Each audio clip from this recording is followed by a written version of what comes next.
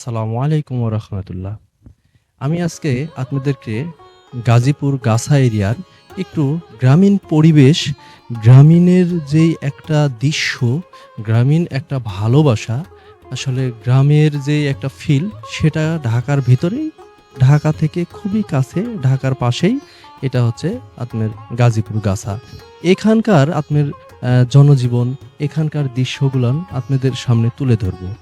এই যে প্রায় এখন বাজে আপনার 10:30 11টায়, এই সময় যেই রৌদ্র, এই রৌদ্রের ভিতরে আপনার কৃষকের যেই একটা কষ্ট, কেন কষ্ট, এই রৌদ্রের ভিতরে কষ্ট করে তারা জীবিকা নির্বাহের জন্য সমস্ত রকমের চেষ্টা করে যাচ্ছে। যেমন দেখেন, ওই যে একজন কৃষক, উনি ধান কাটতেছে, ওটাই হচ্ছে আমাদের রিজিক। উনি কাটতেছে কিন্তু রিজিকটা আমাদের। কেন? উনি যদি এটা কষ্ট করে না কাটে তাহলে আমাদের পেটে ভাত হবে না।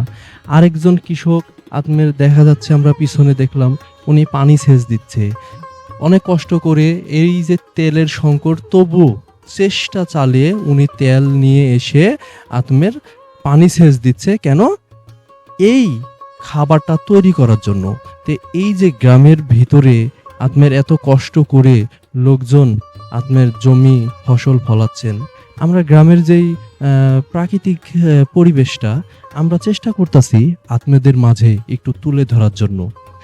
কারণ গ্রামের প্রাকৃতিক দৃশ্যগুলান দিন দিন বিলীন হয়ে যাচ্ছে। কারণ মানুষ আপনার এখন আসলে গ্রামের কথা বললে হয়তোবা অনেকে নারাজ হয়, আবার অনেকে ভিতরেও অন্যরকম ফিল পায়। কেন?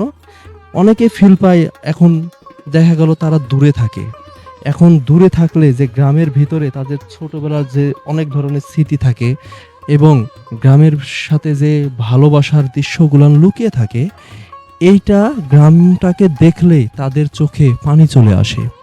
আর অনেক মানুষ আছে গ্রামের কথা শুনলেই ভয় পায়। কেন? যারা শহরে থাকেন তারা এই গ্রামের কথা শুনলেই তাদের ভিতরে কেমন একটা ভয় কাজ করে, ভয় বিরাজ করে। কেন? এই যে এখন গরম, এই গরমে বিদ্যুৎ থাকে না, এবং অনেক কষ্ট হয় গ্রামের ভিতরে বসবাস করতে থাকতে। তাই অনেকে ভয় পায় গ্রামের কথা শুনলে, আর অনেকের হৃদয়টা নাড়া দেয় গ্রামের কথা শুনলে।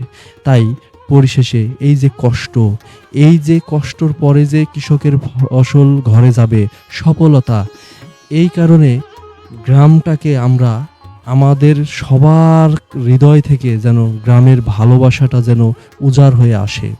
গ্রামকে ভালোবাসার জন্য যেন সবাই আপনারা গ্রামের মানুষদের পাশে যেভাবে পারেন, যেইটুকুই পারেন সাপোর্ট দিবেন।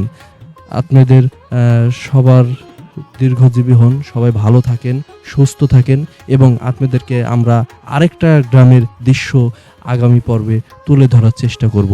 আমাদের ভিডিওগুলান, গ্রামীণ প্রাকৃতিক দৃশ্যগুলান কেমন লাগে অবশ্যই আপনারা আমাদেরকে জানাবেন। আল্লাহ হাফেজ।